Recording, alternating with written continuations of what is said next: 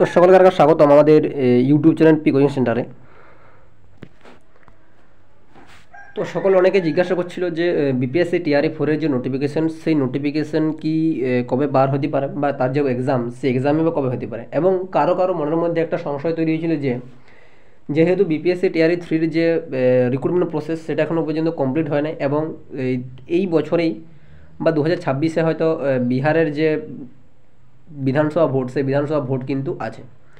তো সেই অনুসারে অনেকেই কিন্তু বলতে চাইছিল যে কি বিপিএসসি টিআরই ফোরের যে নোটিফিকেশান, সেই পরীক্ষা বা নোটিফিকেশান, সেই নোটিফিকেশান কিন্তু আসার কোনো সম্ভাবনা নাই। নিজের মধ্যে মনের মধ্যে একটা কিন্তু সংশয় তৈরি হয়েছিল যে আদৌ কি বিপিএসসি টিআরই ফোরের পরীক্ষা কি হবে। তো বলে রাখি, আজকের যে নিউজটা, এই নিউজটা আমাদের একদম অথেন্টিক নিউজ।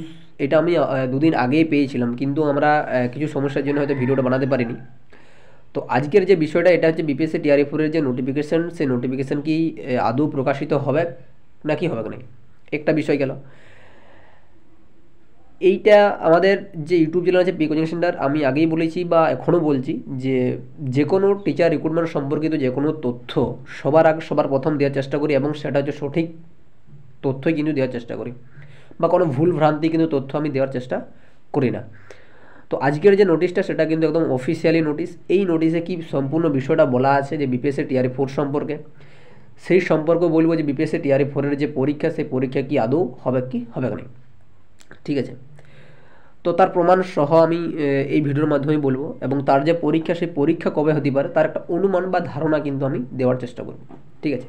তো সকলকেই বারবার বলবো, যারা নতুন এসে থাকবে অবশ্যই আমাদের যদি চ্যানেল অথেন্টিক বলে মনে হয় অবশ্যই চ্যানেলটা সাবস্ক্রাইব করে দিও, এবং সেশনগুলো বন্ধুর সঙ্গে শেয়ার করে দিও, এবং সেশন ভালো লেগে থাকলে অবশ্যই লাইকটা করে দিও, ঠিক আছে। তো যে গুরুত্বপূর্ণ বিষয়টা, সেটা হচ্ছে এইখানে যেটা বলা আছে।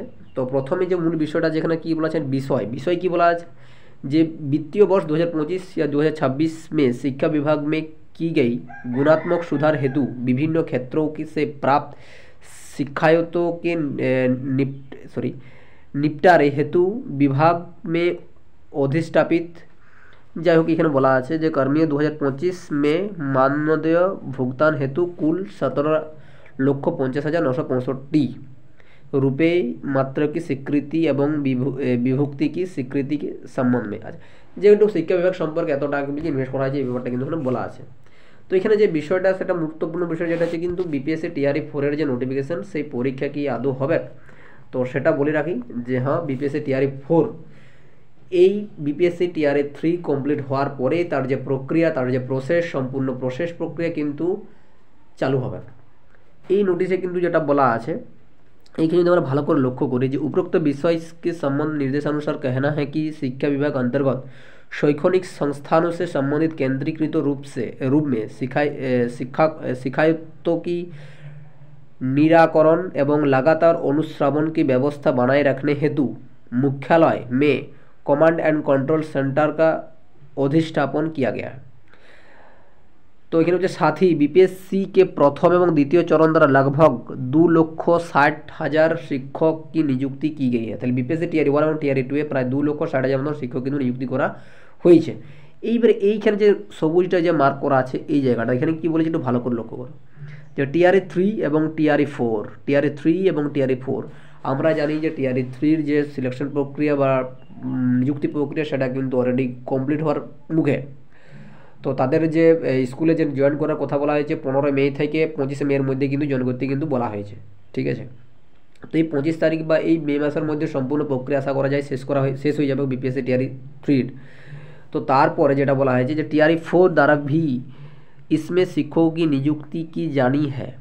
তাহলে যেটা গুরুত্বপূর্ণ বিষয় দাঁড়াচ্ছে কি, যে বিপিএসসি টিআরই ফোরের যে নোটিফিকেশান, সেই নোটিফিকেশান কিন্তু বা তার যে পরীক্ষা, সেই পরীক্ষা কিন্তু অবশ্যই কিন্তু হচ্ছে, একদম অথেন্টিক নিউজ, ঠিক আছে। এটা কিন্তু একদম সিলমোহর লাগিয়েছে যে বিপিএসসি টিআরই ফোর যে পরীক্ষা, সেই পরীক্ষা কিন্তু অবশ্যই কিন্তু নেওয়া হবে। তো কখন নেওয়া হবে, এবার আসি এর যে পরীক্ষাটা, এই পরীক্ষা কখন নেওয়া হবে। তো বলে রাখি যে বিপিএসসি টিআরই থ্রির যে নিয়োগ প্রক্রিয়া চলছে, তার যে জয়েনিং প্রক্রিয়া আমাদের অলরেডি রেজাল্ট সব কিছু সব কিছু হয়ে গেছে। তার যে নিয়োগ প্রক্রিয়া বা হ্যাঁ স্কুলে যাওয়ার যে প্রসেসটা, সেটা কিন্তু 15 মে থেকে 25 মের মধ্যে কিন্তু বলা হয়েছে। তো এইবারে একটা ভিডিওতে একজন শিক্ষামন্ত্রী হয়তো জানিয়েছিলেন যে উনি বলেছিলেন যে বিপিএসসি টিআরই 3 সম্পূর্ণ প্রক্রিয়া শেষ হওয়ার পরেই কিন্তু 1-2 মাসের মধ্যে কিন্তু বিপিএসসি টিআরই 4-এর যে নিয়োগ প্রক্রিয়া সেই নিয়োগ প্রক্রিয়ার প্রসেসও কিন্তু শুরু করে দেবে। তাহলে এক কথা যদি অনুমান করা যায়, যদি মে মাসে এই টিআরই 3 সম্পূর্ণ প্রক্রিয়া চলে, তাহলে মে জুনের লাস্ট উইক বা সেকেন্ড উইক, ঠিক আছে, লাস্ট উইক অথবা সেকেন্ড উইক তার যে নোটিফিকেশন, থার্ড উইক তার যে নোটিফিকেশন, সেই নোটিফিকেশন কিন্তু একটা আসার সম্ভাবনা থাকছে। এবং যদি ধরি 2 মাস যদি সময় দিই, তাহলে পরীক্ষা হচ্ছে কিন্তু জুন, জুলাই, আগস্ট সেপ্টেম্বর কিন্তু পরীক্ষার হওয়ারও কিন্তু একটা সম্ভাবনা থাকছে সম্পূর্ণরূপে, ঠিক আছে। তবে সকলকে বলবো হতাশ হওয়ার কিছু কারণ নাই, যে বিপিএসসি টিআরইর যে 4-এর যে পরীক্ষা, সেই পরীক্ষা কিন্তু অবশ্যই কিন্তু হবে, এটা কিন্তু সম্পূর্ণরূপে একদম শিরোধার্য হয়ে গেছে, ঠিক আছে। বাট তার যে বিপিএসসি টিআরই পরীক্ষার যে সিলমোহর, সেই সিলমোহর কিন্তু লেগেছে। তো নিজেদের প্রিপারেশন কন্টিনিউ চালিয়ে যাও, ঠিক আছে। তো পরবর্তী যদি সেরকম কোনো অথেন্টিক নিউজ পাই, অবশ্যই তোমার সামনে আমরা কিন্তু তুলে ধরবো, ঠিক আছে। তো এখনকার মতো সকলকে জয় হিন্দ, বন্দে মাতরম।